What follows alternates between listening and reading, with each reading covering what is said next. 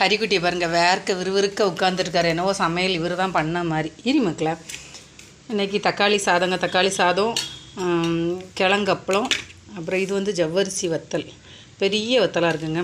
அதுவும் 2 கூழ் வத்தல் வறுத்து வச்சுருக்கு. தயிர் வெங்காயம் கொஞ்சமாக ஹரிக்குட்டிக்கு வச்சு கொடுக்கணும்.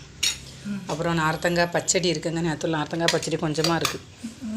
ஓ என்னம்மா, தக்காளி தொக்கையில் தனியாக இந்த குருமாவும் இருக்குங்க. மத்தியானம் வச்சு காலைல வச்ச குருமா இருக்குது. தக்காளி சாதமாக கிளறலான்னு பார்த்தேன், சரி வேண்டான்ட்டு அப்படி வச்சுருங்க. குருமா மிச்சம் வந்துடும் அப்படி. அதனால் மக்கள் என்னம்மா வேணுமா உனக்கு? சுடுது தங்கம்மா. இப்போ தாங்க சமையலே முடித்தேன். அது நல்லா சூடாக இருக்குது. நல்லா இருக்கா ஹரிஷ்குட்டி? நல்லா இருக்கா? நிமிந்து பாரு.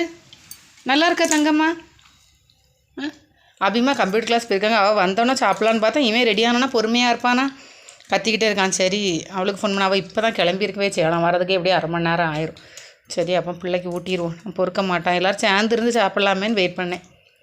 இவருக்கு எங்கே பொறுமை இருக்கும். ஹரிஷ்மா இங்கே பாரு, இங்கே பாரு, எல்லாத்தையும் சாப்பிட்டு வரேன்னு சொல்லு. இங்கே பாரு, எல்லோரும் சாப்பிட கூப்பிடு.